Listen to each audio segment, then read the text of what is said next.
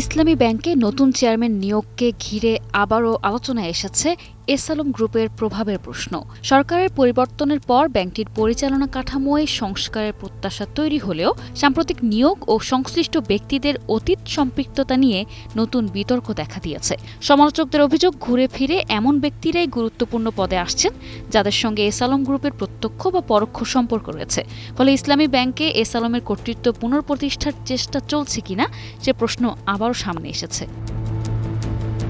জানা যায়, খুরশিদ আলমকে ২০২৪ সালের ফেব্রুয়ারিতে বাংলাদেশ ব্যাংকের ডেপুটি গভর্নর হিসেবে ৩ বছরের চুক্তিভিত্তিক নিয়োগ দেয় তৎকালীন সরকার। তবে ২০২৪ সালের অগাস্টে আওয়ামী লীগ ক্ষমতা হারানোর পর তিনি সহ কেন্দ্রীয় ব্যাংকের ঊর্ধ্বতন ৪ কর্মকর্তা পদত্যাগে বাধ্য হন। এর মধ্যে খুরশিদ আলমকে ইসলামী ব্যাংকের চেয়ারম্যান করা হয়। এছাড়া তার বিরুদ্ধে কোনো অভিযোগ পাওয়া যায়নি, এজন্য তাকে ইসলামী ব্যাংকের চেয়ারম্যান পদে নিয়োগ দেওয়া হয়েছে। নগদ নিয়ে এলো হার না মানা হার অফার। সর্বনিম্ন ১০,০০০ টাকা রেমিটেন্স নগদে পাঠালে থাকছে স্বর্ণের হার জেতার সুযোগ।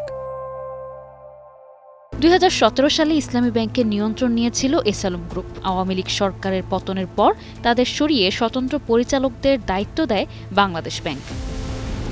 তবে প্রশ্নটা থেকেই যায়, ইসলামী ব্যাংকের দরজায় কি সত্যি নতুন সময় কড়া নাড়ছে, নাকি পুরনো ছায়ারাই নতুন মুখোশ পরে ফিরে আসছে? যে এস আলম অধ্যায়ের সমাপ্তি ঘটেছে বলে মনে করা হয়েছিল, তার প্রতিধ্বনি কি এখনও করিডোরে করিডোরে ঘুরে বেড়াচ্ছে? একের পর এক নিয়োগ আর পুরনো সম্পর্কের সূত্র খুঁজতে গিয়ে অনেকের মনেই জাগছে সংশয়। এ কি কেবলই কাকতালীয়, নাকি অদৃশ্য কোনো সুতো এখনও টানছে ব্যাংকের ক্ষমতার মঞ্চ? ইসলামী ব্যাংকের সাম্প্রতিক ঘটনা প্রবাহ দেখে অনেকেই বলছেন, এস আলমের ভূতেরা কি আবারও ঘুরে ফিরে নিজেদের উপস্থিতি জানান দিচ্ছে?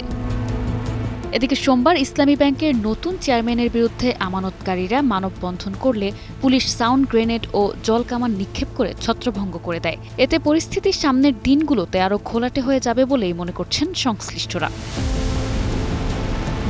নিশা আলম, ডেস্ক রিপোর্ট, ২১ টেলিভিশন।